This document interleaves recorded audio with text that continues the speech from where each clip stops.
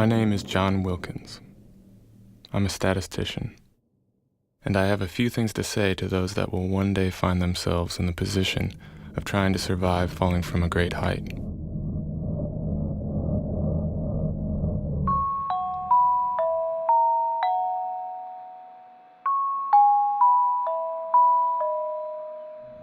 The first thing is, your life doesn't flash before your eyes. You're probably not thinking of your wife, or your son, or your mother, or the statistics conference you're no longer on your way to. If you're anything like me, you'll be thinking about how much it's going to hurt when you hit the ground, and of what you might say to the media if you survive.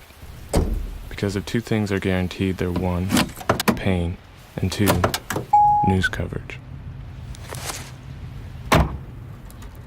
And you know if you do survive, the reporter is going to want you to say something profound, like how your life changed in the blink of an eye, how existence took on a new meaning, and how you're going to spend a lot more time with your kids. But really, you're not thinking about taking Jack and Jill to the park right now. What you're doing is making some serious calculations. Like how long do you have before impact? 20 seconds? 10 minutes?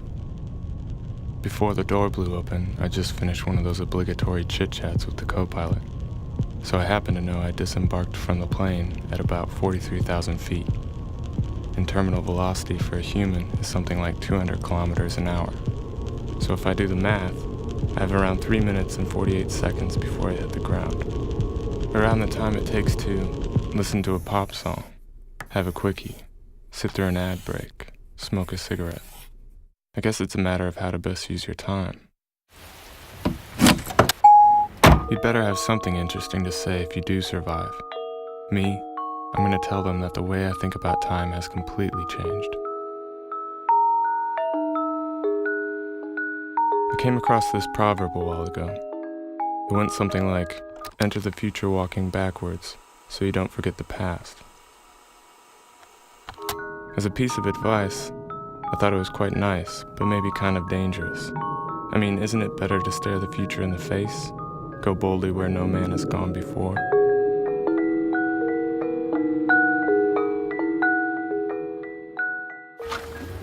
But the more I thought about it, it seemed like I'd never really had any other option than to walk backwards.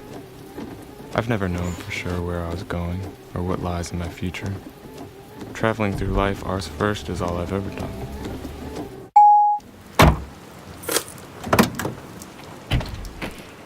The idea occurred to me again when I was sitting in the doctor's office, reading some article about the nervous system. It was saying that everything a person perceives has already happened, that there's always a time lapse involved. Like, a sound takes 10 milliseconds to reach the brain, an image takes 40, and touch takes 155. The time lapse affects all 5 senses. So I guess unless you're some kind of clairvoyant, everything you experience has happened at least a split second ago.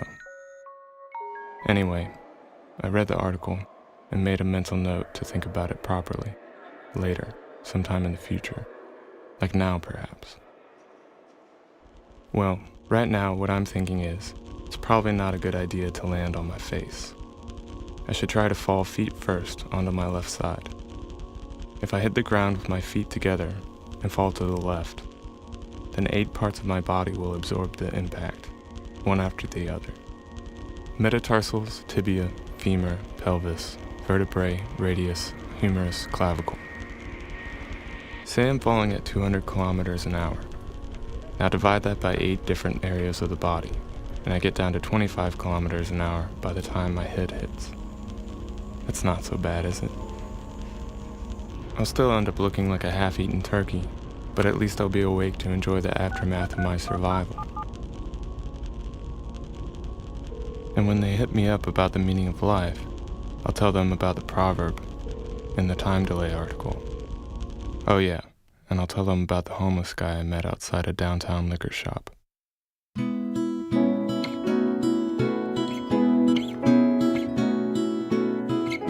He says he wasn't always a bum. He was once this kid who spent all his time in the library, reading books on quantum physics and doing mathematical equations. Later, he graduated from some Ivy League school and went on to become a scientist, a real workaholic type who dreamed of building a time machine. By the time he was in his 50s, he was a selfish prick who worked 18-hour days in a lab, had no family and no friends. But eventually, the big breakthrough came. He discovered how to build his machine. He started making money by going back and forward in time, cheating lotteries and share traders. He got rich, he got greedy, and he thought to himself, what would I do if I could live my life all over again? So he cashed up and bought gold bullion. Then he took all the gold back in time to when he was a student, gave his young self everything, and told him to get his nose out of the books and live a little, throw parties, get women, live the high life. So the young man takes the money, quits his studies, and ends up blowing everything on drugs and women. He ends up broke, a drug addict, a bum. And a bum can't build a time machine. Okay, so the guy's story was bullshit, and it reminded me again of the proverb and the science article. Perhaps I'm a bit like the bum.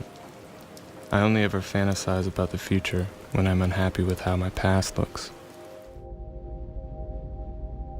So anyway, if I do survive, this is what I'll tell the reporters. I'm not going to give the old cliche that my life took on new meaning, and what really matters now is visiting my mother. I'm going to say, there's no such thing as the present, and there's no such thing as the future. There's nothing but the past. And the last thing I'll do is give some advice to people who will one day find themselves trying to survive a free fall. I'll say, try to fall through a swarm of migrating birds on your way down. They'll slow your descent. Or try to land in the outer branches of a tree. Keep your eyes peeled for inflatable castles, hay barns, dumpsters. Don't worry about your wife and kids right now. Just work out how much time you have before impact. Come up with a profound statement and fall to your left side. Other than that, good luck.